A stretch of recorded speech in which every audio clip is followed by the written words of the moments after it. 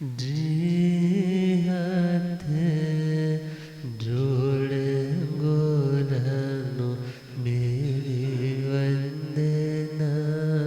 जी हाथ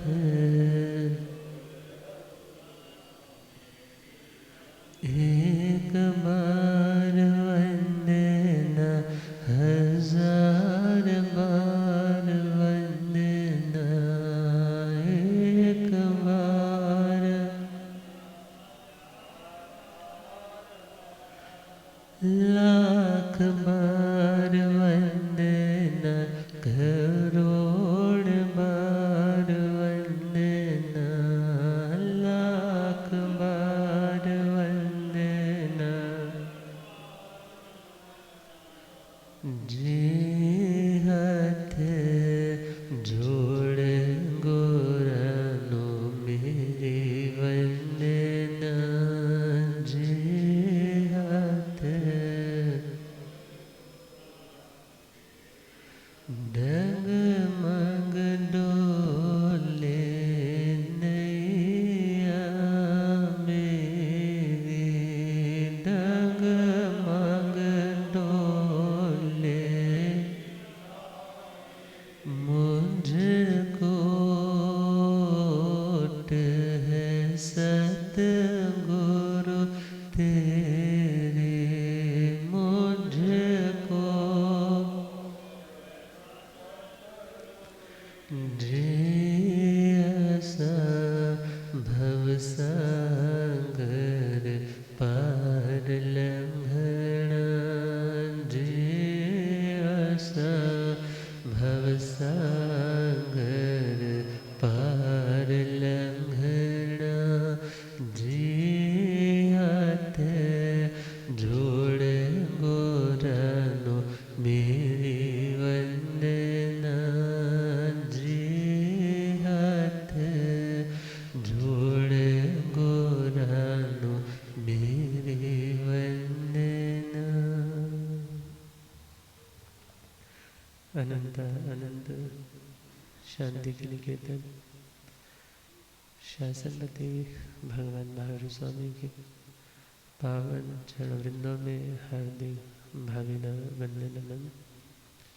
मेरे अंधजन को रोशनी प्रदान करने वाले परम प्यारी आगम ज्ञान के भंडार आगम ज्ञाता आगम पुरुष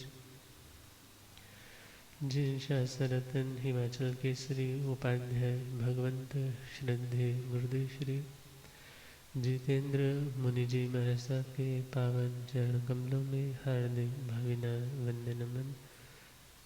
सेवा भावी श्री प्रशमित मुनि जी, धर्म सभा में उपस्थित धर्मानुरागियों, सुशीलवती माताओं एवं बहनों, असीम पुण्यदय से भाग्योदय से आप सबको संतों का समागम और वितरागवाणी श्रवण करने का सुअवसर प्राप्त हो रहा है। श्रीमद् उत्तराधंज सूत्र का नवम अध्याय नमी पावज्जा आत्म जागृति का पावन दिव्य संदेश देने वाला यह अध्ययन नमी महाराज जो वैराग्य के रंग में रंगे हैं और उनके वैराग्य को परखने के लिए सौधर्मेंद्र महाराज ब्राह्मण का वेश धारण करके उनसे संवाद कर रहे हैं। उनसे कह रहे हैं कि गृहस्थ धर्म गृहस्थ आश्रम सबसे श्रेष्ठ सबसे ज्येष्ठ और सबसे उत्कृष्ट साधना का स्थान है।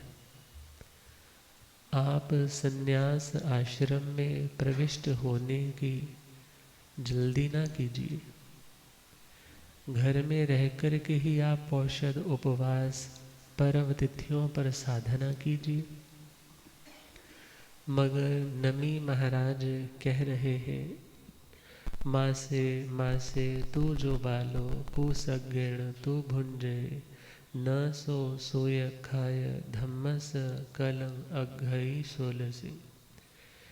घर में रहता हुआ कोई व्यक्ति या अज्ञान दशा में रहने वाला कोई उत्कृष्ट तपस्वी जो महीने भर निराहार रहता है, पारणे में कुशा के अग्र भाग पर जितना आए इतना मिन्यूट सा डाइट के रूप में, पारणे के रूप में ग्रहण करता है, और उसकी यह निरंतर तपस्या चलती जा रही है। शरीर भी मानो सूख कर कांटा मात्र रह गया है, फिर भी वह व्यक्ति उस आत्मा की तुलना, मुकाबला नहीं कर सकता,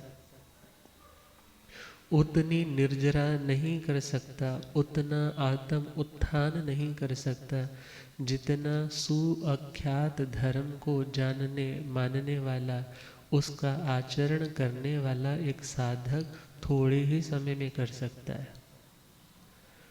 और वह सुअख्यात धर्म तो 16 कलाओं से परिपूर्ण चंद्रमा की तरह रोशनी से भी युक्त है, शीतलता से भी युक्त है और मानसिक बल से भी युक्त है। मगर जो व्यक्ति सुअख्यात धर्म से अनजान है, ऐसे व्यक्ति की साधना उसे अंधकार से अंधकार की ओर ही लेकर जाने वाली, उसकी आत्मा में कषायों का ताप, वो अग्नि शांत नहीं होती, उसे शीतलता प्राप्त नहीं होती, और असंपूर्णता में उसकी यह सारी जिंदगी क्या जन्मों जन्म बीत जाते हैं। मगर जब तक उसे सुअख्यात धर्म का स्वरूप समझ में नहीं आता और उसे वह अपनाता नहीं, तो कल्याण कैसे हो पाएगा।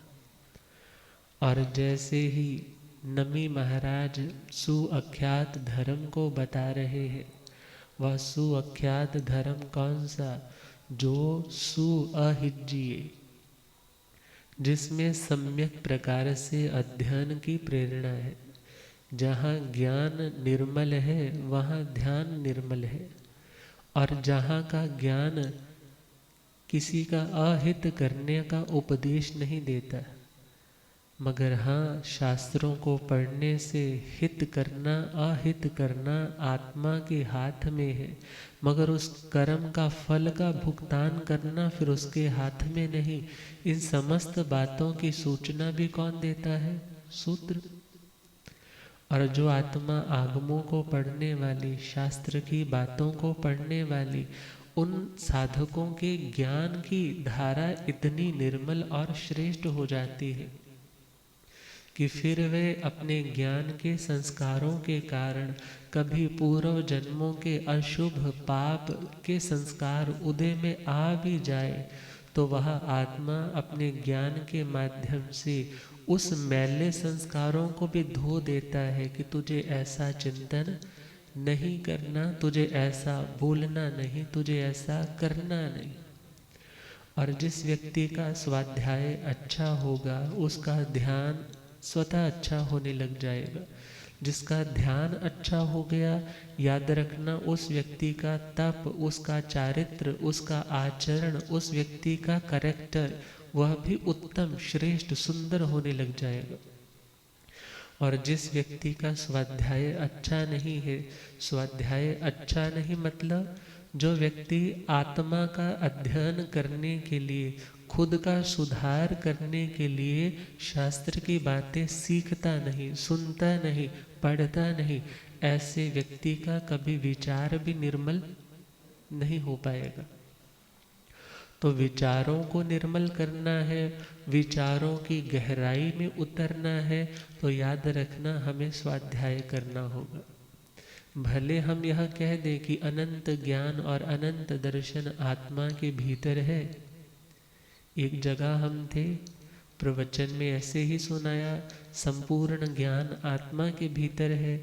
एक बच्चा प्रवचन के बाद आया पूछने, कहने लगा महाराज जी, यदि सारा ज्ञान अंदर है तो हम इतनी बुक्स क्यों पढ़ते हैं? यदि वो सारा ज्ञान अंदर है तो फिर किताबें पढ़ने के लिए क्यों बोला जाता है? हम स्कूल्स की स्टडी भी क्यों करते हैं? हम ये प्रतिक्रमण आदि भी याद क्यों करते हैं? तो मैंने कहा ज्ञान तो अंदर है, मगर उस अंदर के अनंत ज्ञान को प्रकट करने के लिए हमें बाहर के ज्ञान की चाबी तो लगानी पड़ेगी। और जब तक वो बाहर का ज्ञान सीखेंगे नहीं तो उस ज्ञान के ऊपर आए हुए जो पर्दे हैं, उस ज्ञान के ऊपर छाई हुई जो परतें हैं, उस ज्ञान के सूर्य के ऊपर आए हुए जो घनघोर बादल है, वो बिना ज्ञान और वैराग्य की हवा के उड़ने वाले, हटने वाले, छटने वाले नहीं। भले वो सारा खजाना भीतर है, मगर उसे अनलॉक करने की साधना का नाम ही ज्ञान है। और हम बाहर से भले वो ज्ञान सीख रहे हैं, मगर वह बाहर का ज्ञान भी हमें भीतर तक पहुंचाने वाला, भीतर से जोड़ने वाला ज्ञान है। एक जानकारी ऐसी है जो हमें भीतर से बाहर की ओर लेकर के जाती है, और एक जानकारी ऐसी है जो हमें बाहर से भी कहाँ लेकर के आ जाती है, भीतर की ओर। और कहा जाता है जो भीतर गया वो भी तर गया, जो भीतर गया वो भी तर गया। अर्थात जिसने अपने भीतर अर्थात अपनी आत्मा का अवलोकन, आत्मा का शोधन करना प्रारंभ किया, जानना वो भी तर गया।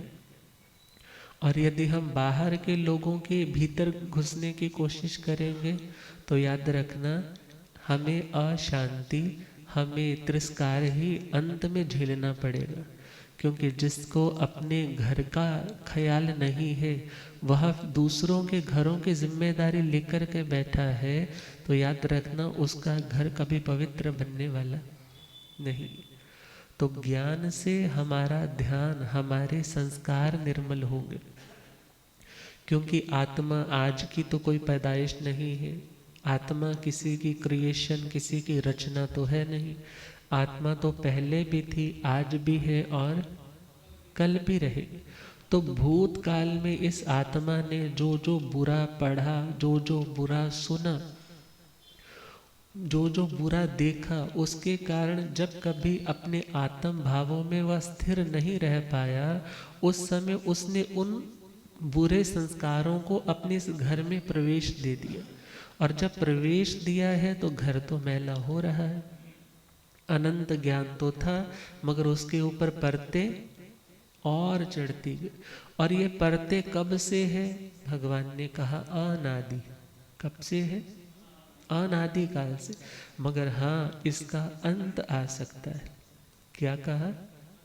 इसका अंत आ सकता है, और वह आएगा सम्यक ज्ञान से, सम्यक ध्यान से, और सम्यक तपस्या, सम्यक चारित्र से। और सम्यक ज्ञान के बारे में विचार करो। यदि आपको पता ही नहीं है कि आप जो बिजनेस करना चाहते हो उसमें कौन सी चीज़ कहाँ से लेकर के आनी है, इसको कैसे बेचना, कौन कोई आता है उसको कितनी देना, अर्थात यदि आपको ज्ञान ही नहीं है तो आप उस बिजनेस में भी तरक्की नहीं कर सकते। और उसमें आगे बढ़ना है तो पहले आपको उसके पास जाना होगा जो ऑलरेडी उस बिजनेस में अग्रसर है, प्रगति कर रहा है, प्रॉस्पर कर रहा है। उसके पास रह कर के विनयशील होकर के तुम्हें सीखना पड़ेगा। सीखते सीखते तुम स्वयं इतने सक्षम हो जाओगे कि तुम अपना भी अलग से सेटल बिजनेस करना चाहोगे तो तुम इजीली अपना बिजनेस कर सको। और जिसको अभी पता ही नहीं है ज्ञान के बारे में, आत्मा के बारे में, उसे पहले उन ज्ञानी संतों के, उन ज्ञानी महापुरुषों के चरणों में बैठ करके वो ज्ञान ध्यान सीखना होगा। और जब ज्ञान सीखेगा तो अज्ञान मिटेगा। अज्ञान मतलब जो हमारी मिथ्या धारणाएं थी, जो मिथ्या मान्यताएं थी, जो हमारी गलत सोच थी कि हम ऐसा करके ऐसा पा सकते हैं, हम गलत करके भी अच्छा पा सकते हैं। बहुत सी मान्यताएं व्यक्ति ने बना रखी होती हैं। गुस्सा करने से समस्या सुलझ जाएगी, छल कपट करने से मुझे लाभ ज़्यादा मिल जाएगा, तमाम इतनी बातें हैं दुनिया में। मगर जब ज्ञानियों की संगति में बैठता है तो उसका वह अज्ञान, उसकी वो धारणाएं वो अब टूटने लग जाती है कि ये सब गलत है जो मैं सोच रहा था। मुझे सही को मानना है, सही पर चलना है, मगर सही पर चलने की अभी भावना दृढ़ हो रही है, और वही दृढ़ भावना आपको गलत करने से रोकेगी। और जब गलत नहीं करोगे तो धीरे धीरे तुम और पावन होते होते संपूर्ण पवित्रता को प्राप्त हो जाओगे। अतः नमी महाराज कह रहे हैं, ज्ञान से तो हमें कितना कुछ मिलता है। ज्ञान से एक डॉक्टर को ज्ञान हो गया कि इस मेडिसिन से यह बीमारी दूर होती है, यह खाने से बीमारी बढ़ती है। अब जान लिया, जानकारी से तो बहुत कुछ पता चल गया। आपके घरों में भी कोई ना कोई बुक ऐसी होगी जिसमें आप कोई घरेलू नुस्खे टोटके की किताब संजोए हुए होंगे। और जब कभी किसी के पेट में दर्द हुआ, सिर में दर्द हुआ, तो आप उस किताब को खोल करके चेक करते हो, अरे अब ऐसी प्रॉब्लम है तो क्या लेना चाहिए। अच्छा, पहले देखते हैं कि मेरे को यदि पेट में अफारा पड़ा है तो मैंने ऐसा क्या खाया, क्या ऐसा बेमेल आहार किया जिसके कारण ऐसी प्रॉब्लम आई। तो फिर वहाँ लिस्ट दे रखी होती है, तुम इसके साथ ये खाओगे तो ये हो सकता है, इसके साथ ये खाओगे तो ये हो सकता है। अब इसको दूर कैसे करना, बोले इसके लिए तुम इन इन चीज़ों को इकट्ठा करके पानी के साथ, कोसे पानी के साथ ले लो, तुम्हारा वह दर्द ठीक हो जाए। इसी प्रकार हमें ज्ञान ने इतना तो बता दिया कि आज दुख है, आज तुम विभाव में जा रहे हो, उसका कारण तुम्हारा बेमेल आचरण है। कौन सा आचरण? एक आत्मा का स्वभाव और एक आत्मा का विभाव। जो आत्मा के स्वभाव के अकॉर्डिंग उसे डाइट नहीं मिलेगी तो बेमेल तो होगी, और उसके कारण वो रोग पैदा हुआ और रोग के कारण अशांति हुई। और उस समय ज्ञान ने ये भी बताया कि इस पाप की आलोचना करो, निंदना करो, ग्रहणा करो, प्रायश्चित लो, तपस्या अंगीकार करो।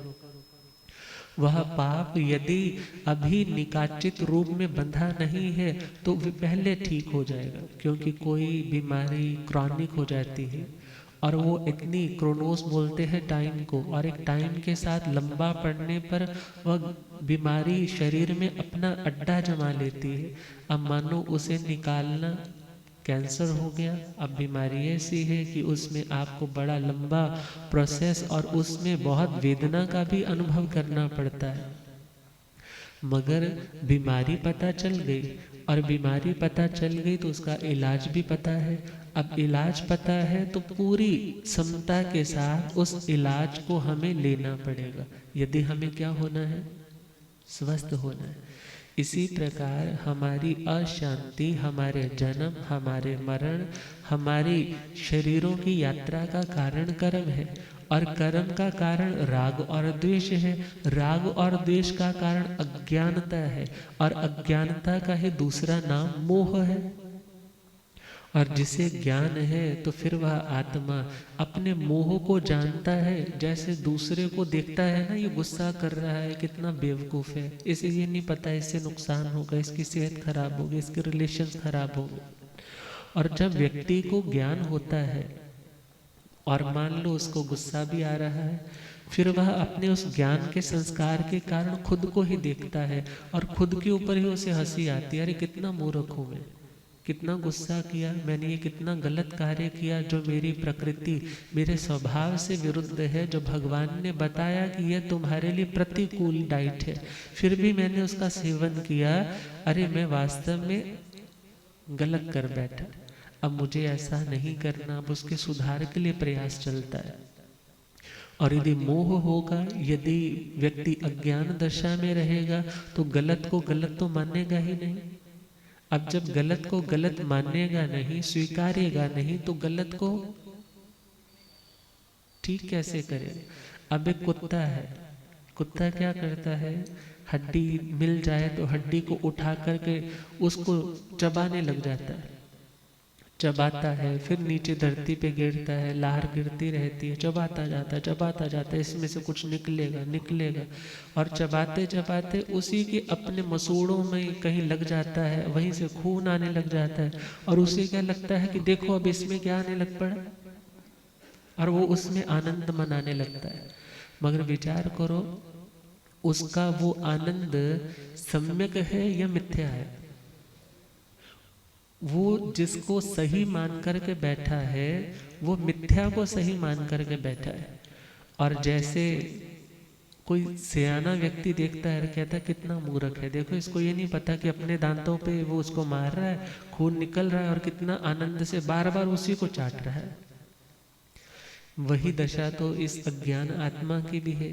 और अज्ञानता के दशा में दुनिया के भोग, राग या द्वेष करते हुए कितनी रिएक्शंस देता है और सोचता है कि मैं सुखी हो रहा हूँ, मैंने ठीक किया, मगर उसके कारण अपना ही पुण्य क्षीण किया, अपनी ही साधना कमजोर की और उसके कारण उसकी आत्मा नीचे तो गिरी मगर ऊपर नहीं उठ पाई। और हमें जानना होगा कि इस आत्मा का अज्ञान कैसे बढ़ता है। अज्ञान कैसे बढ़ता है मतलब इस आत्मा के ऊपर मोह के पर्दे कैसे पड़ते हैं, जिसके कारण यह आत्मा सही गलत में डिस्क्रिमिनेशन नहीं कर पाती, सही और गलत को अलग अलग रूप में देख नहीं पाती और सही को अपना नहीं पाती, गलत को त्याग नहीं पाती। मगर हमें जब ज्ञान ही नहीं है कि अज्ञान बढ़ता कैसे है, क्योंकि हमें अज्ञान के बारे में भी ज्ञान होना जरूरी है कि मेरा अज्ञान बढ़ता कैसे है, तो हम उस अज्ञान को त्यागेंगे कैसे यदि मुझे यही नहीं पता कि मेरी बीमारी बढ़ती कैसे है। अब मुझे याद है कि हम पाली चातुर्मास में थे, खांसी रुके ही नहीं, थोड़ा सा बोलूं फिर खांसी, थोड़ा सा बोलूं फिर खांसी, कई सारे डॉक्टर्स देख लिए, पहले तो सोचा ठीक हो जाएगा ठीक हो जाएगा, जब डॉक्टर्स कई देखे तो फिर लास्ट में पल्मों का डॉक्टर मिला और जैसे ही उन्होंने देखा बोले जी आपको तो प्रॉब्लम थोड़ा लंग्स में आ रही है। क्यों आ रही है? बोले आपको यहाँ से कोई एलर्जी हो रखी है। और जैसे ही एलर्जी टेस्ट वगैरह हुए उसमें बताया कि आपको इस चीज़ से एलर्जी, इस चीज़ से एलर्जी, इस चीज़ से एलर्जी। और उससे पूर्व डॉक्टर ने बोला था जी आपको ना थोड़ा जैसे वीकनेस भी लग रही है, बार बार खांसने के कारण बुखार आ रहा है, तो आप उसके साथ ये चीज़ें ले लो। और वैसी योजना के अकॉर्डिंगली वैसा गवेषणा की वैसी वस्तु भी उपलब्ध हो गई और उस चीज़ की इनटेक चल रही थी, ले रहे थे उस चीज़ को। मगर जैसे ही वो एलर्जी की रिपोर्ट आई वो बोले जी आपको तो इस चीज़ से भी एलर्जी जो आप रोज ले रहे हो, इस चीज़ से भी एलर्जी जो आप रोज ले रहे हो। अब सोचा कि हम तो ये चीज़ क्यों ले रहे हैं, अपने रोग को शांत करने, मगर यदि इसको लेने से रोग बढ़ रहा है तो I have to quit it, मुझे इसको वहीं पे स्टॉप करना है, वहीं पर रोकना है। अब उसको रोका, औषध ग्रहण की, धीरे धीरे वो सारा रोग ठीक हो। अब विचार करना है व्यक्ति को यदि ज्ञान ही नहीं होगा कि मेरा रोग कौन सा, मेरा भव रोग, मेरा कषायों का रोग, मेरी आत्मा का बार बार जन्म, बार बार मरण, आत्मा का कभी स्त्री के रूप में, कभी पुरुष के रूप में, कभी नपुंसक के रूप में, कभी नारकी के रूप में, कभी त्रियंच के रूप में, कभी देव के रूप में, कभी मनुष्य के रूप में, कभी एक इंद्रिय है, कभी 2 इंद्रिय है, कभी 3 इंद्रिय है, कभी 4 इंद्रिय है, कभी 5 इंद्रिय है, कभी संगी है, कभी असंगी है, कभी पर्याप्त है, कभी अपर्याप्त है। कितनी अवस्थाओं में यह आत्मा बड़े बड़े मेले में हमेशा अकेला ही अंत में जाता है, मगर फिर भी इसे समझ नहीं आती। और आज इस दुनिया में आकर के भी जिनको अपना बनाया, जिनके साथ मेल जोल बढ़ाया, मगर उसको इतना ज्ञान नहीं है कि जब अंतिम वक्त आएगा तो मुझे अकेले ही जाना। इसी का नाम तो अज्ञान है, इसी का नाम तो मोह है। जानते सब कुछ है कि कोई बेटा नहीं, कोई पति नहीं, कोई पत्नी नहीं, कोई बच्चे नहीं, कोई शिष्य नहीं, कोई रिश्ता शाश्वत नहीं है, मगर फिर भी अच्छा है तो उसे अपना मान रहे हैं, कुछ बुरा है उसको पराया समझ करके नफरत कर रहे हैं, मगर अच्छा है वो भी मेरे कर्म के कारण है। यदि कोई बुरा है तो वो भी मेरे कर्म के कारण है, मुझे तो समता रखनी चाहिए। और यदि ज्ञान होगा समता आएगी, समता आएगी तो नए कर्म के बंधन से बचेंगे, नए कर्म के बंधन से बचेंगे तो हम भविष्य की अशांति को रोक देंगे। मीन्स हमारी शांति का ग्राफ बढ़ेगा और अशांति का ग्राफ घटता चला जाएगा। और एक समय आएगा हमारी अशांति बिल्कुल 0 हो जाएगी और शांति अपने चरम शिखरों तक पहुंच जाएगी। मगर यदि ज्ञान ही नहीं है तो ज्ञान नहीं होगा तो उन बातों से बचने का भी अभ्यास नहीं होगा। और नमी महाराज सुनाने जा रहे हैं 30 महामुनिये के स्थान, कि जिनके कारण आत्मा कितने कितने अज्ञान के पर्दे अपनी ही आत्मा पर डालता चला जाता है, और मोह के कारण सोचता है कि मेरे साथ ऐसा क्यों हो रहा है। और उन महामोहनीय स्थानों का वर्णन दशाश्र स्कंद सूत्र की 9वीं दशा में भी है, श्री संवायंग सूत्र के 30वें संवायंग में भी है। महामोहनीय का मतलब है जो महामोह के स्थान है। कौन से स्थान है? मोह का मतलब, मोह का मतलब क्या होता है? सिर्फ लगाव नहीं, मोह का मतलब है अज्ञानता। मोह का मतलब जो आत्मा को मोहित कर दे, और मोहित कर दे तो मोहित का मतलब है अब आप अपने में नहीं हो, बल्कि आपके ऊपर दूसरे का असर है। इसी प्रकार रागी आत्मा भी अपने आप में नहीं है, और द्वेषी आत्मा भी अपने आप में नहीं है। वो तो मोहित है। मोहित का मतलब है वो अब दूसरे के हाथ में है, वो दूसरे के हाथ की कठपुतली बन चुका है। यदि वो जिससे राग बहुत है, उसने कुछ गलत को भी सही कह दिया ना, तुम उसको भी यस बोल दोगे। और जिसके प्रति तुझे नफरत है वो सामने भी आ गया तो तुम्हारी शांति भंग हो जाएगी। इट मीन्स आपने अपनी जिंदगी की शांति का रिमोट किनके हाथों में दे रखा है? जिससे राग है, जिससे द्वेष है। और यदि वह रिमोट अपने हाथ में होता, हम समता के भावों में होते, हम खुद को मैनेज करना सीख पाते। और महामोहनीय का मतलब है जो आत्मा को, महा का मतलब है बहुत ज्यादा, मोह का मतलब है मूड बना देती है, मूड अज्ञान दशा की ओर धकेल देती है। आत्मा अपना हित, अपना अहित नहीं जान पाती। जैसे शराब पीने के बाद बड़ा टुल होकर के घूम रहा है सड़कों के ऊपर, कभी नाली में पैर पड़ जाए, नीचे ही गिर गया, ऊपर से कुत्ते आकर के चाटने भी लग जाए, उसको कोई पता नहीं चलता। अब वो घर तक कोई छोड़ भी आता है, उल्टियां कर रहा है। अब माँ उसको, बेटे को प्यार से सहला भी रही है, गुस्सा भी आ रहा है, मगर वो माँ को भी गालियां दे रहा है। अब उसे नहीं पता कि शराब के नशे में कौन मेरे सामने है, माँ है, पत्नी है, भाई है, बच्चे हैं। वो अपने मुंह में जो आएगा सो किसी को भी बोल दे। इसी प्रकार देखे, जब व्यक्ति किसी के राग में पड़ जाता है, राग सिंपल लैंग्वेज में समझो तो किसी की मोहब्बत में पड़ जाता है, उसे नहीं पता चलता, न घर की सुनता है, न परिवार की सुनता है, न गुरुओं की सुनता है, न दोस्तों की सुनता है, बस उसे तो सिर्फ वही चीज चाहिए। और जब व्यक्ति के ऊपर नफरत का साया किसी का पड़ जाता है, किसी से नफरत हो जाती है, तो उसे बस वो मेरी आंखों के सामने नहीं आना चाहिए, नहीं तो मैं कुछ भी कर दूंगा। अब विचार करना, जहाँ मोह है वहाँ अज्ञानता है, जहाँ अज्ञानता है वहाँ आप अपना डिसीजन ठीक कभी नहीं ले सकते। और भगवान कहते हैं इन 30 स्थानों से हमारा अज्ञान विशेष रूप से बढ़ता है। पहला कारण, त्रस प्राणियों को पानी में डुबा डुबा कर मारने से। त्रस पर प्राणी किन्हें बोला जाता है?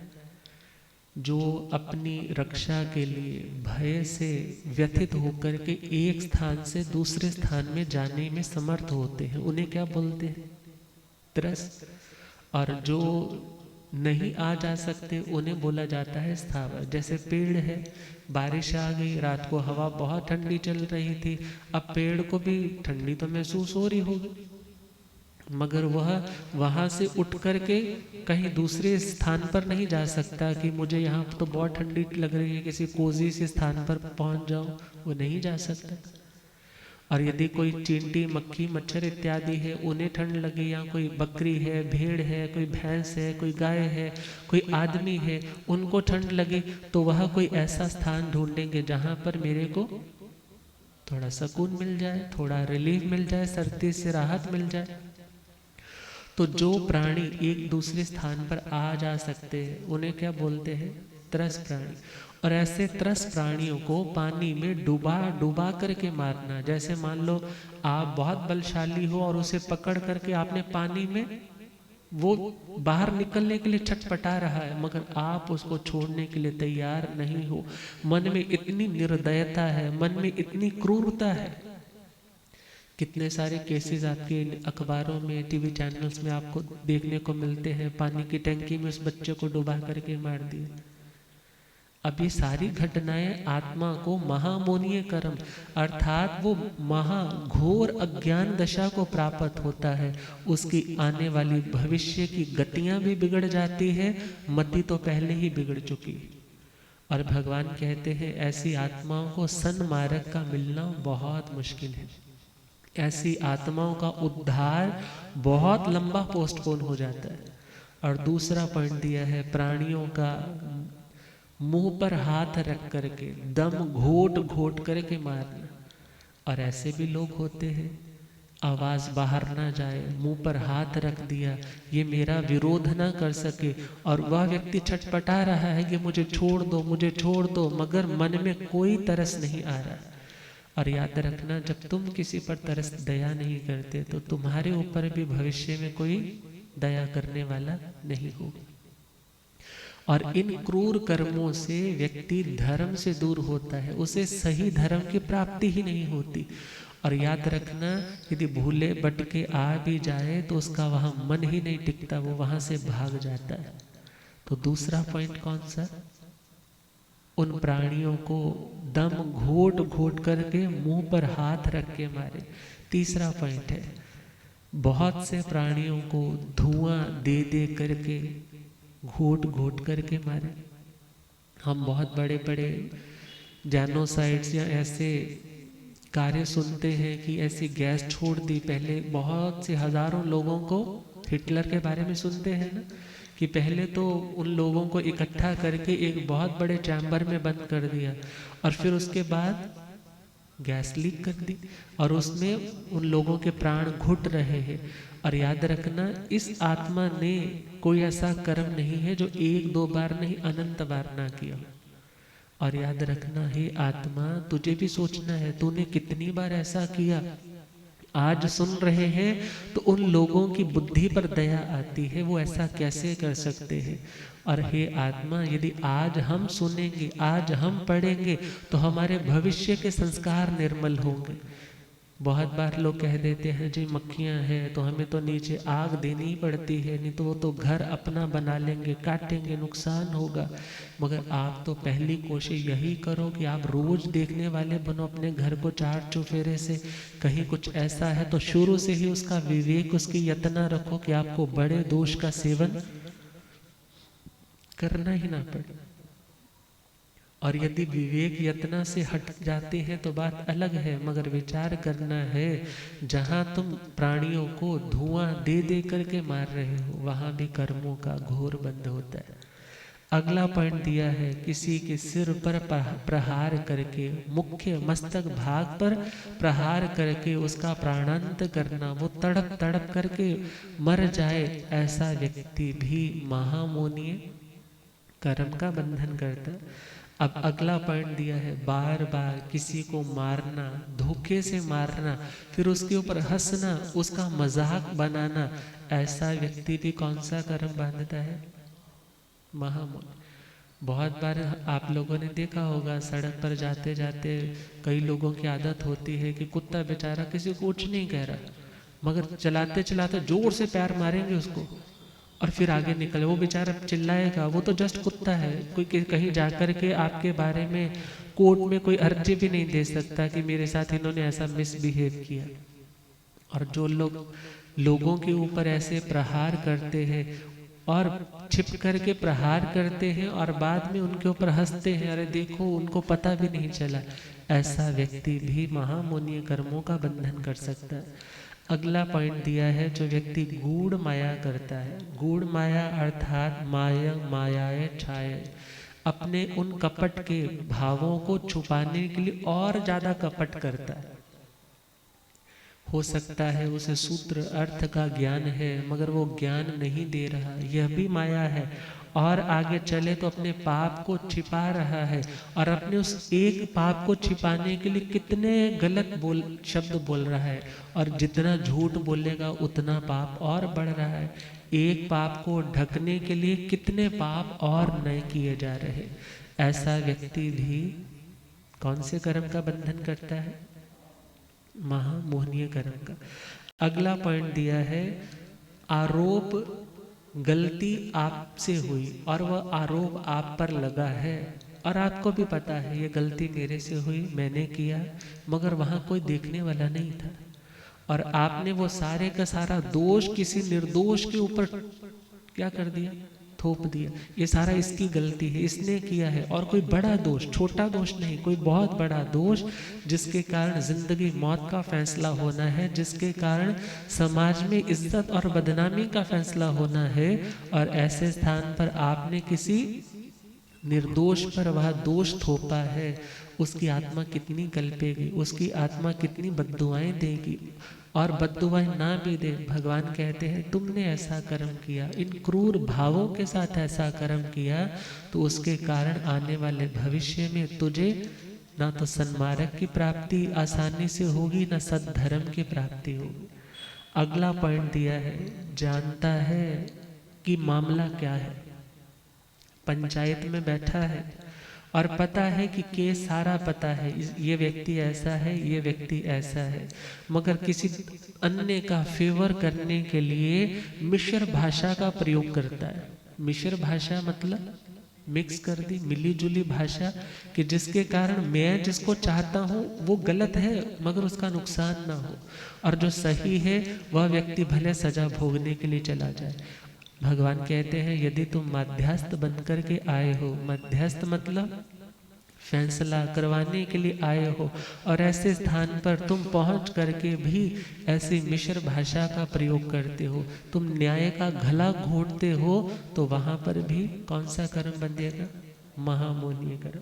अगला 10वां पॉइंट बताया है, यदि कोई राजा का मंत्री, जिस मंत्री पर बहुत विश्वास है राजा का, सारी जिम्मेदारी उसने अपने मंत्री को दे रखी है, मगर वह मंत्री ऐसा धूर्त है, ऐसा निकृष्ट है कि वह उसकी रानियों के साथ कुशील का सेवन करता है और उस राजा के धन को, उसके भंडार का गलत प्रयोग करता है और राजा को खबर भी नहीं होने देता।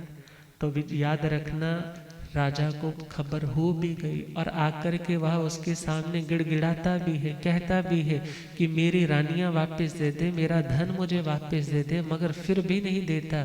भगवान कहते हैं ऐसा व्यक्ति महामोहनीय कर्म का बंधन करता है।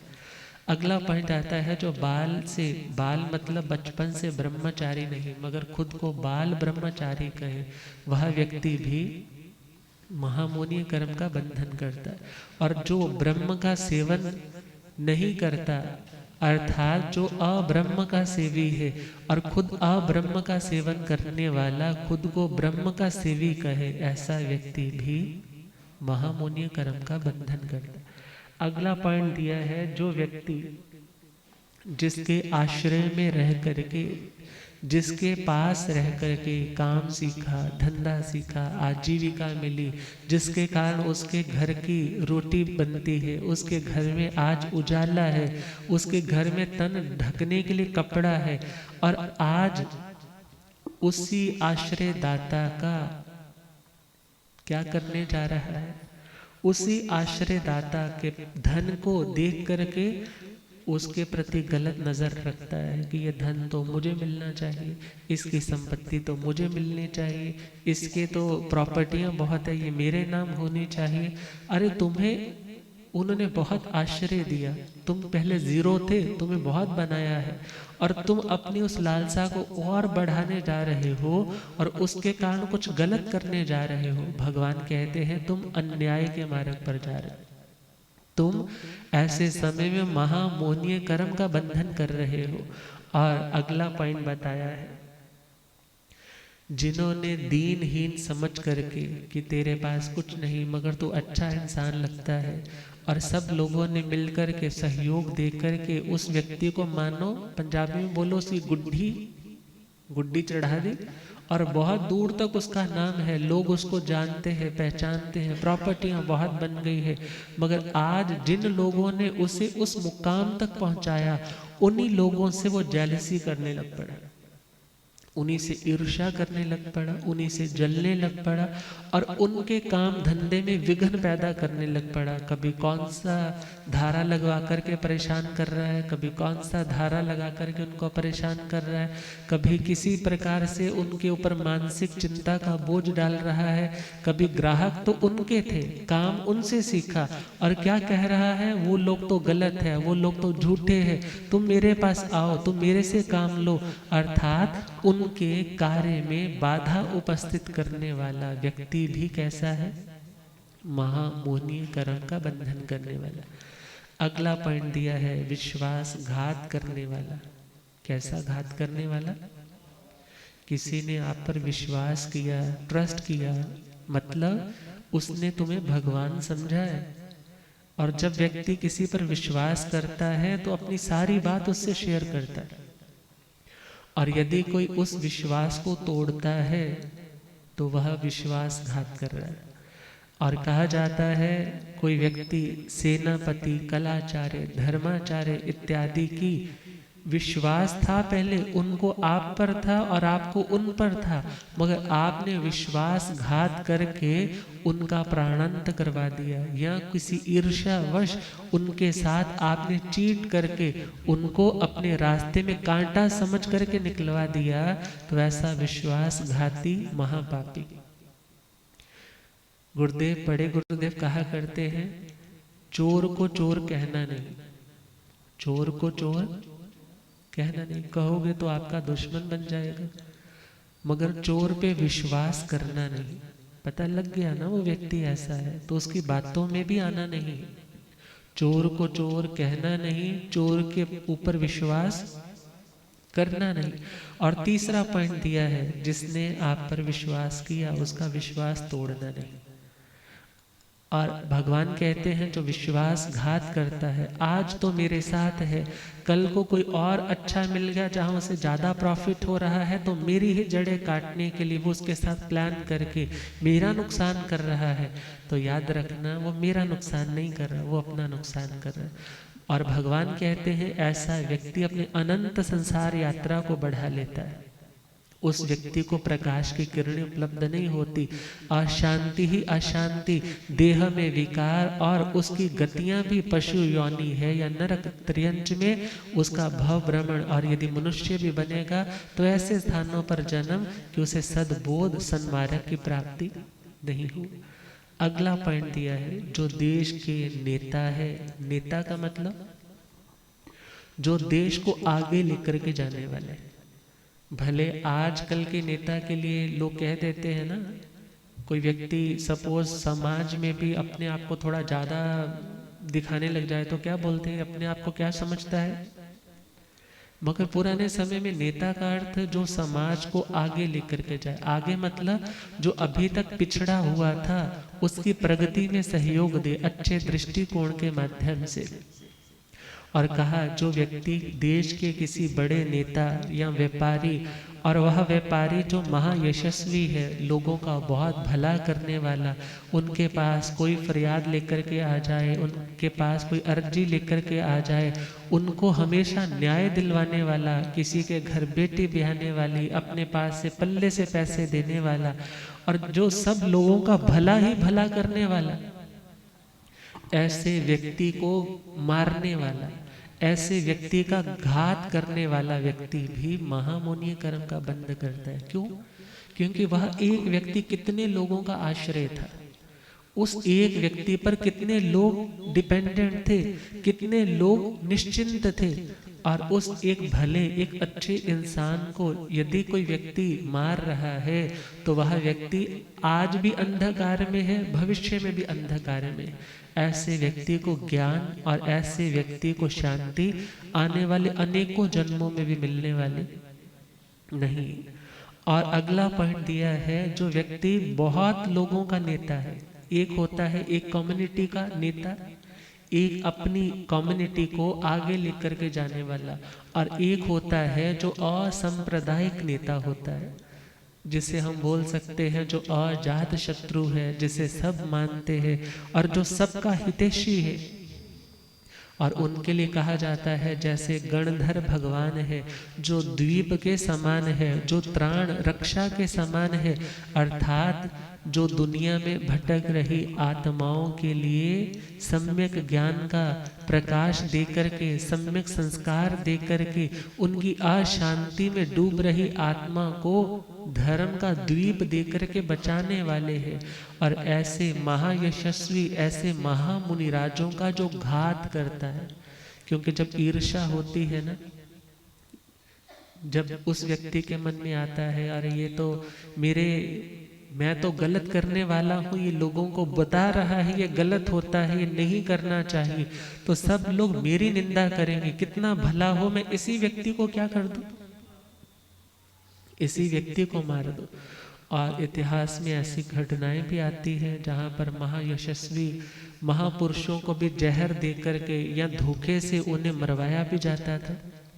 और इतिहास में तुम यदि चलने लगो तो फॉरेन में ढेर सारी घटनाएं आ जाती हैं। सॉक्रेटिस था, उसको भी जहर दिया गया, जीसस क्राइस्ट था, उसको भी सूली के ऊपर टांगा गया। और महापुरुषों में चले जाएं तो कहा जाता है लव जी, ऋषि जी महाराज को भी लड्डुओं में जहर मिला करके दिया गया। और भी कितनी ऐसे ऐसे घटनाएं। मन में द्वेष आ गया, ये मेरे संप्रदाय के नहीं है, इनका प्रचार ज्यादा हो रहा है, अब मैं इनका विनाश कर दूंगा तो अपने आप इनके लोग क्या हो जाएंगे, अस्त व्यस्त हो जाएंगे। तो भगवान कहते हैं जो व्यक्ति बहुत से लोगों का जो मार्गदर्शन करने वाला, सहारा देने वाला, ऐसे व्यक्ति का विनाश करता है, ऐसा व्यक्ति भी महामुनि कर्म का बंधन करता है। अगला 18वां पॉइंट दिया है, जो व्यक्ति दीक्षा लेना चाहता है, दीक्षा के लिए तैयार है, मन में बहुत वैराग्य का भाव है, दुनिया के प्रति आसक्ति टूट चुकी है, और जो तरने के लिए आया है या दीक्षा ले चुका है, ऐसी संयत आत्मा को संयम के मार्ग से गिराने का प्रयास करने वाला या बलपूर्वक उसके संयम से उसे पतित करने वाला व्यक्ति भी कैसे कर्म बांधता है, महामोनीय कर्म बांधता है। अगला पॉइंट दिया है, जो अनंत ज्ञानी और अनंत दर्शन के धारक केवल ज्ञानी आत्माएं हैं, उनका अवर्णवाद, उनकी निंदा, उनके बारे में बुरा अनिष्ट बोलने वाला व्यक्ति भी क्या कर रहा है, महामुनि कर्म का बंधन कर रहा है। मानो वो अपने मस्तक से मेरू पर्वत को फोड़ना चाहता है, तोड़ना चाहता है, मगर याद रखना मेरू पर्वत का तो कुछ नहीं होगा, मेरू पर्वत का तो कुछ नहीं होगा, मगर उसके सर का कुछ बचेगा नहीं। मानो वह व्यक्ति बड़े से पहाड़ को अपने नाखूनों से कुरेदना चाहता है, तो याद रखना उसके नाखून तो सारे छिल जाएंगे, उंगलियां भी कट जाएंगी, मगर वो पर्वत टूटने वाला। इसी प्रकार जो आत्मा अनंत ज्ञान और अनंत दर्शन की धारक अरिहंत परमात्माओं की बातों के ऊपर उनके बारे में गलत प्रचार कर रहा है, गलत बोल रहा है, उनकी निंदा कर रहा है, ऐसा व्यक्ति भी महामोहनीय कर्म का बंधन कर रहा है। अगला पॉइंट दिया है, जो न्यायकारी मार्ग को जानता है मगर उसका खंडन करता है, कहता है ये सब गलत है, ये सब मिथ्या है। अब याद रखना, जब तक आपको सही जानकारी नहीं है, आपको किसी के बारे में बोलने का हक नहीं। और यदि आपको पता है तो आप अपने दृष्टिकोण को तो समझाइए, मगर किसी का खंडन या किसी का तिरस्कार, किसी की अवज्ञा ना कीजिए। और भगवान कह रहे हैं, जो व्यक्ति न्यायकारी उस वीतराग मार्ग का प्रचार प्रसार करने वाले, वो साधु भी हो सकते हैं, साधवियां भी हो सकती हैं, स्वाध्यायी भी हो सकते हैं, और ऐसी आत्माओं का खंडन करने में जो लगा रहता है, और धर्म से जो लोग जुड़े हैं ना, उन लोगों की मेंटेलिटी को चेंज करने के लिए ऐसे लंबे चौड़े लच्छेदार आर्ग्यूमेंट्स तैयार करेगा कि इस व्यक्ति की श्रद्धा भ्रष्ट हो जाए। ये व्यक्ति जो ये धर्म मान रहा है, इस व्यक्ति की मान्यता बिल्कुल निरस्त हो जाए और ऐसी ऐसी बातें बोल करके धर्म के साथ जुड़ी हुई आत्मा को धर्म से विमुख करने वाला। किससे विमुख करने वाला? अरे एटलीस्ट सत्संग में जा रहा है, वहां जाकर के दो अच्छी बातें सुनेगा, कुछ अच्छा सुनेगा तो कुछ ना कुछ अच्छा ही चिंतन करेगा। यदि तुम उसका बुरा भी करोगे तो भी मन से, भले जुबान से कभी तुझे कठोर भी बोल दिया, मगर फिर मन से क्या सोचेगा, तुझे ऐसा बोलना। क्योंकि जिसने अच्छा सुना है उसका चिंतन अच्छा होगा। कभी कर्म का आवेग ऐसा है, वो गलत बोल जाए, गलत कर जाए, मगर उसके बाद उसे पश्चाताप बहुत होगा कि मैंने ऐसा नहीं करना था, मगर मेरे से ऐसा हो गया। और यदि कोई अच्छे स्थान पर जा रहा है, उसका खंडन करने लग जाना, अरे क्या करोगे वहां जाकर के, सब ढोंगी होते हैं, इनके पास और तो कोई काम नहीं होता, अब ये साधना का ढोंग रचा करके साधु बन जाते हैं, और तुम वहां जाकर के पता नहीं अपने आप को धर्मात्मा समझते हो। करने की कोई जरूरत नहीं, अपना मन साफ रखो, सब साफ है। मगर याद रखना, यदि आपका मन इतना साफ है, ईमानदारी से खुद से पूछ करके देखिए कि आपका मन कितना साफ है। क्या आपके मन में कभी गुस्सा नहीं आता, कभी वैर के भाव नहीं आते, कभी कपट के भाव नहीं आते, कभी वासनाओं के कीड़े नहीं कुलबुलाते, कभी दूसरे की संपत्ति देख करके ललचाते नहीं? कितने भाव हैं जो आत्मा को विकृत करते हैं। ना परमात्मा भी तुम बने हो, ना वो बने हैं, मगर वो साधना के मार्ग पर, अच्छे मार्ग पर चल रहे। You should appreciate them. तुम्हें उनके बारे में गलत नहीं बोलना चाहिए। और हाँ, यदि कोई गलत है तो वह व्यक्ति गलत है, मगर वो धर्म गलत नहीं है। क्योंकि उस धर्म को मानने वाले व्यक्ति में कमी हो सकती है, मगर धर्म में कोई कमी। धर्म तो अच्छा ही अच्छा सिखाता है, धर्म तो आत्मा का उत्थान करने में ही सहयोगी बनता है। मगर जो व्यक्ति धर्म के साथ जुड़े हुए लोगों को श्रद्धा से भ्रष्ट करके उन लोगों को पुनः दुनिया के गलत मार्ग में ही जोड़ता है, ऐसा व्यक्ति भी महामोनीय कर्म का बंधन करता है। अगला पॉइंट दिया है, जो आचार्य और उपाध्याय, ऐसे गुरु भगवंत जिनसे आपने ज्ञान सीखा, ध्यान सीखा, विनय सीखी, श्रुत ज्ञान सीखा, आज आप बहुत कैपेबल हो गए और आपका बड़ा नाम होने लग पड़ा। मगर ऐसे समय में यदि आप अपने गुरुओं की निंदा कर रहे हो, उनके बारे में आप बुरा ही बोल रहे हो, आप उन्हें नीचा दिखाने की कोशिश कर रहे हो, तो भगवान कहते हैं तुम मोक्ष के अधिकारी नहीं हो, तुम मेरे मार्ग के आराधक भी नहीं हो। क्योंकि जिन्होंने तुझे संवारा, जिन्होंने तुझे सन्मार्ग से जोड़ा, और आज तुम उन्हीं के बारे में बुरा बोल रहे हो, तो तुम ऐसे समय में महामोनीय कर्म बांध रहे हो, अपने ही मार्ग में कांटे बो रहे हो। और याद रखना, अपने रास्ते में कांटे बोओगे तो कांटे चुभेंगे ही तुम्हें, और तुम अपनी मंजिल तक आसानी से नहीं पहुंच पाओगे। तो जिन्होंने हमें सिखाया, जिन्होंने हमें पढ़ाया, जिन्होंने हमारी सारणा, वारणा, धारणा का ध्यान रखा, हमारे विस्मृत पाठों को स्मृति पर लेकर के आए, हम गलत चल रहे थे, हमें सही रास्ते पर लेकर के आए, हमारे जिन आचार्य, जिन उपाध्याय या जिन श्रुत ज्ञान के धारकों के चरणों में रह कर के हमने ज्ञान, ध्यान, संयम, साधना प्राप्त की, और आज किसी कारण के कारण ही कहेंगे, कोई ऐसा पूर्व का पाप का ही उदय है कि हम उनकी विनय नहीं कर पा रहे, उनकी आशाधना करने के लिए तैयार हो रहे हैं। मगर भगवान कहते हैं यदि तुम्हें इन बातों का ज्ञान होगा तो तुम रुक जाओगे। क्यों? क्योंकि उनका आवरणवाद करने से तुम आने वाले भविष्य में महामोनीय कर्म के कारण घोर अंधकार में ही जाने वाले हो, प्रकाश मिलने वाला नहीं। अगला पॉइंट दिया है, जो आत्मा आचार्य उपाध्यायों की, अपने गुरुओं की सम्यक प्रकार से सेवा भक्ति नहीं करता। क्या सोचता है, बस जो इन्होंने करना था कर लिया, ये तो इनकी जिम्मेदारी थी हमें पढ़ाना लिखाना, अब क्या पड़ी है इनकी सेवा करने की। और ऐसा शिष्य यदि उनकी सेवा भक्ति नहीं करता, भगवान कहते हैं जिन्होंने तुम्हें पूज्य बनाया, जिन्होंने क्या बनाया तुम्हें पूज्य बनाया, तुम उन्हीं की पूजा नहीं कर रहे।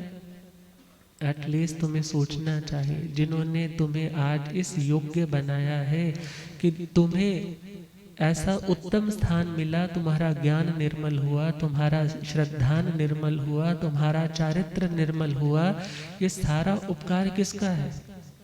तुम्हारे अपने गुरुओं का। अतः उनकी सेवा भक्ति में कोई कमी न आए। अर्थात यदि तुम उनकी सेवा भक्ति से जी चुराओ या उनकी सेवा भक्ति को टाल दो, दुनिया के लिहाजे में चले जाए, जिन माता पिता ने तुम्हें पढ़ाया लिखाया योग्य बनाया, तुम्हारी आंखों में आंसू आए तो उनसे पहले उनकी आंखों में आंसू आ जाए, और ऐसे माता पिता को तुम रुला करके उनका अपमान करते चले गए, उनकी सेवा से तुम दूर होते चले गए, तो याद रखना गृहस्थ दशा में यदि तुम ऐसा करोगे तो तुम्हारी आत्मा भी कौन सा आगे पावन होने वाली।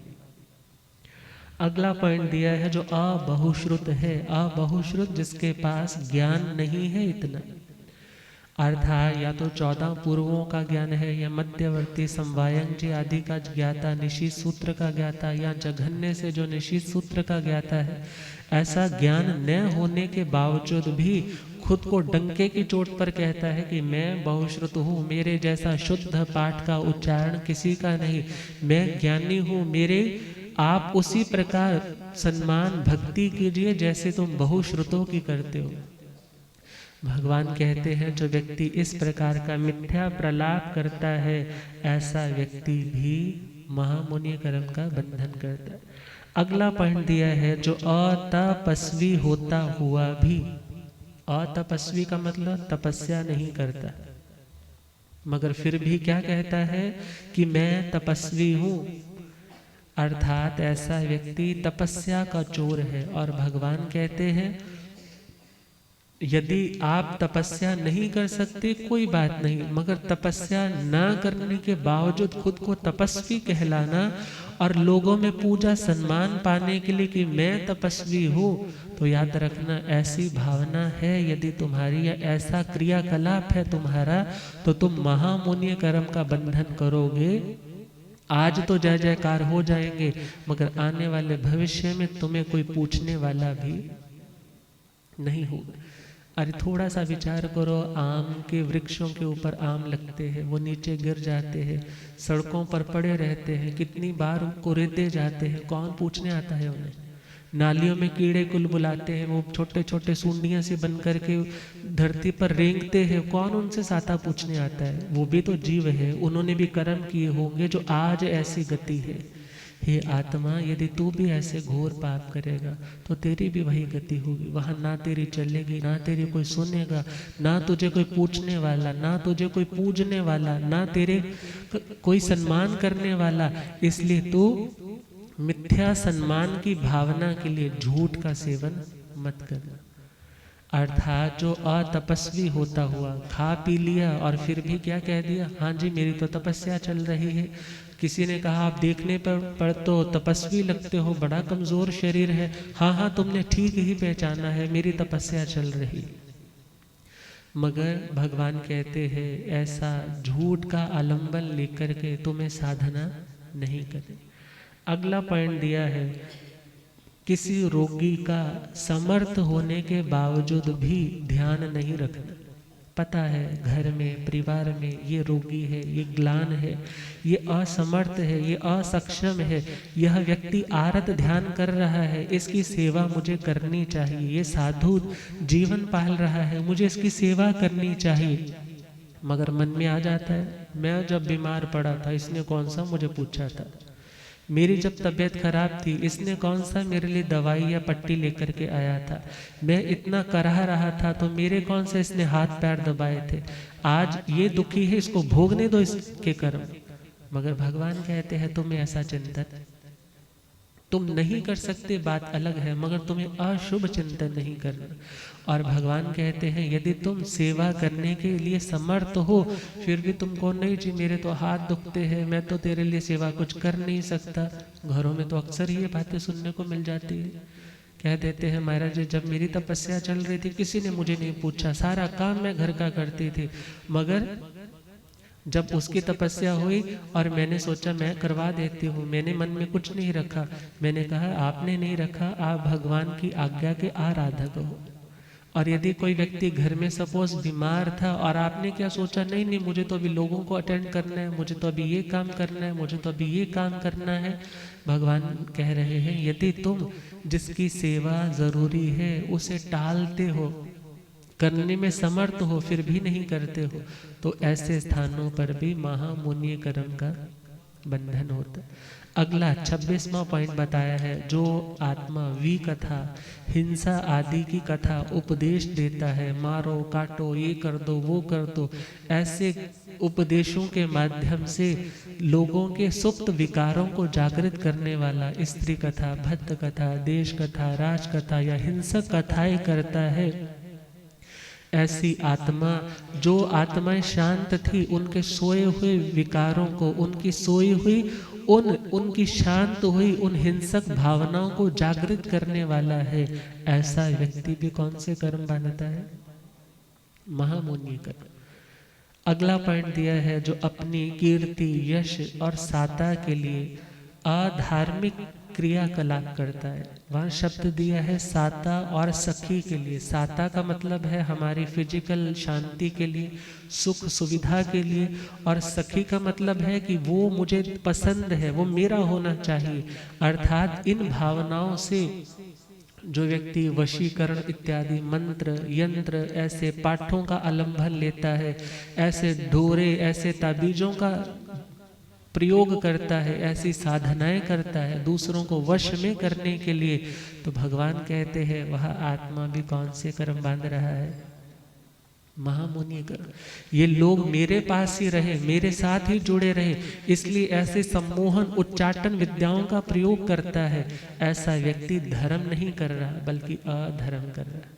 और भगवान कहते हैं जो व्यक्ति अपनी उस झूठे नाम के लिए, जो थोड़ी देर ही रहने वाला है, आज तक किसी का नाम शाश्वत नहीं रहा, मगर फिर भी उस भ्रम को पाल करके कि मेरा नाम होगा, मेरे काम होंगे, ये लोग मेरे साथ ही जुड़े रहे, इन भावनाओं से किसी के ऊपर ऐसे मंत्र यंत्र बना करके सिर पर डाल दे, या कोई डोरा तबीज डाल दे, या पानी बना करके ऐसा दे दे, ये सब कार्य करने वाला व्यक्ति महामुनि कर्म। आज भी अंधकार में है, भविष्य उसका और अंधकार में है। अगला पॉइंट दिया है, जो व्यक्ति मनुष्य के या देवताओं के काम भोगों की लालसा चाहना करता है कि मुझे मिले, तड़प रखता है, ऐसी तड़प रखना भी भगवान कहते हैं महामुनि कर्म के बंधन का कारण है। अगला पॉइंट दिया है, जो व्यक्ति रिद्धि, द्युति, यश, वर्ण से युक्त, बल और वीर्य से युक्त, जिन्होंने देवों के स्थान को, देवलोकों को प्राप्त किया, अर्थात जिनके पास रिद्धि की कमी नहीं, सुंदरता की कमी नहीं, जिनके पास शक्ति की कमी नहीं, ऐसे देवी देवताओं की निंदा करता है, किंसना करता है, उनके बारे में गलत बोलता है, भगवान कहते हैं वह व्यक्ति भी क्या करता है? महामुनि कर्म का बंधन करता है। क्योंकि भगवान ने किसी देवी देवता की नास्ती नहीं कही, भगवान ने ये नहीं कहा ये नहीं होते, और आप उनके बारे में गलत उपदेश दो या गलत उनके बारे में बोलो, तो याद रखना वो आज उस ऊंचे प्लेटफॉर्म तक पहुंचे हैं। किसकी बदौलत? तपस्या के बदौलत, पुण्य के बदौलत, किसी साधना की बदौलत। और आप उनके उस लेवल को चैलेंज करने का मतलब आप उनकी तपस्या की अवज्ञा कर रहे हो। अरे तुम्हें नहीं भाते तुम मत मानो। भगवान ने कहा उनके अस्तित्व को नकारना भी मिथ्यात्व है, क्योंकि जो है उसके अस्तित्व को स्वीकार करना आस्तिकता है, और जो नहीं है उसके अस्तित्व को मानना ये भी नास्तिकता है, और जो है उसके अस्तित्व को ठुकराना यह भी नास्तिकता है। और याद रखना होगा देवी देवता है और देवी देवता का अपना स्थान है, मगर हाँ उसके साथ इतना भी याद रखना, ये स्थान है आत्मा तूने अनंत बार पाए। इन स्थानों को प्राप्त करके भी आत्मा का कल्याण नहीं होता। अतः तुम्हें जहाँ पर इनकी निंदा नहीं करनी, वहाँ पर इनकी पूजा प्रतिष्ठा के लिए भी, अपनी यश वृद्धि की कामना के लिए, अपने सुखों के भोगों की वृद्धि के लिए भी इनकी उपासना नहीं। अर्थात तुम्हारे मन में यदि ज्ञान है, वैराग्य है, तो तुम जानते हो इनका अपना स्थान है, मुझे किसी का तिरस्कार नहीं करना, मगर मुझे अपनी साधना करनी, और मेरी साधना है वीतरागता की, और वीतरागता की साधना में मुझे रागियों की कोई सेवा भक्ति करने का भगवान ने उपदेश, यदि उपदेश नहीं दिया तो उसके साथ किसी की निंदा करने का भी उपदेश नहीं दिया, किसी का तिरस्कार करने का भी उपदेश नहीं दिया। और अगला पॉइंट 30वां, दिखाई नहीं देते, उस व्यक्ति को दिखाई नहीं देते, मगर फिर भी क्या कहता है, मुझे तो देवता दिखाई देते हैं, मुझे यक्ष दिखाई देते हैं, मुझे गुह्यक देवता दिखाई देते हैं, मेरे ऊपर तो इस माता पद्मावती की कृपा है, मुझे तो उनका साक्षात्कार है, मुझे तो भैरव जी का साक्षात्कार है, मुझे तो उस माता ज्वाला जी का साक्षात्कार है।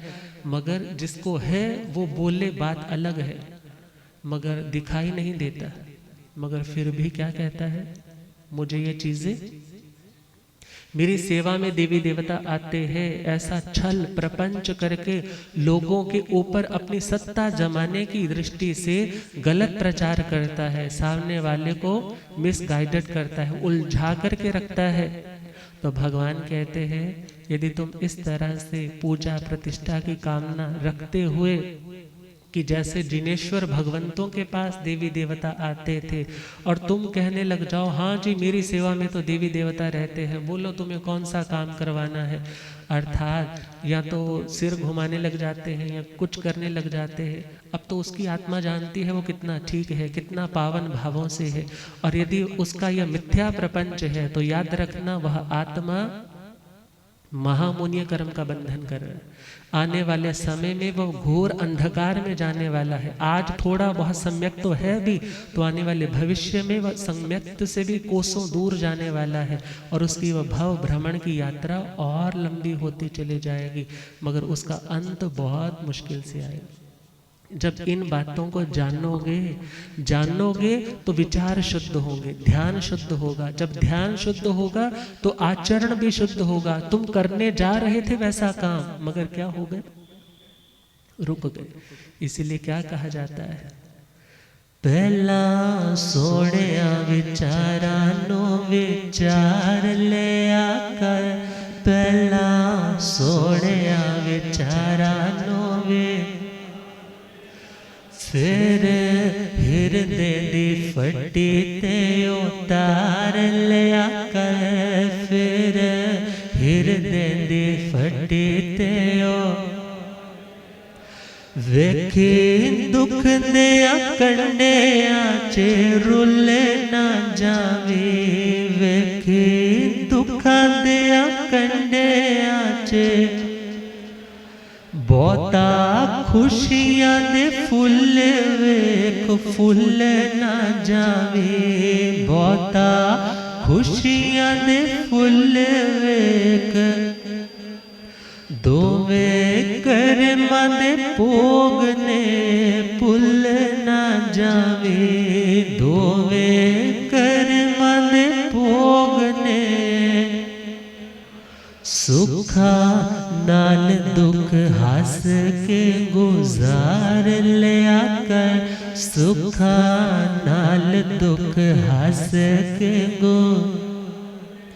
पहला सोनिया विचारा नो विचार लिया कर, पहला सोनिया विचारा नो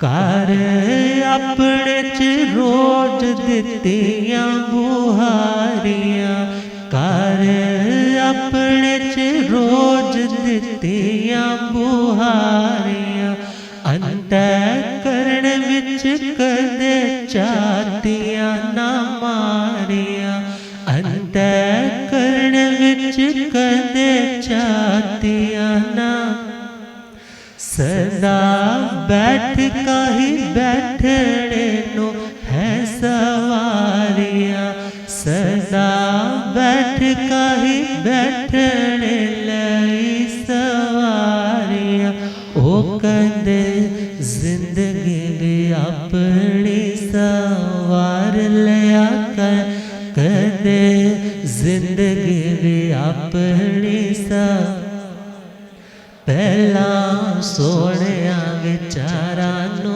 विचार लिया कर पहला सोहणिया विचारा नू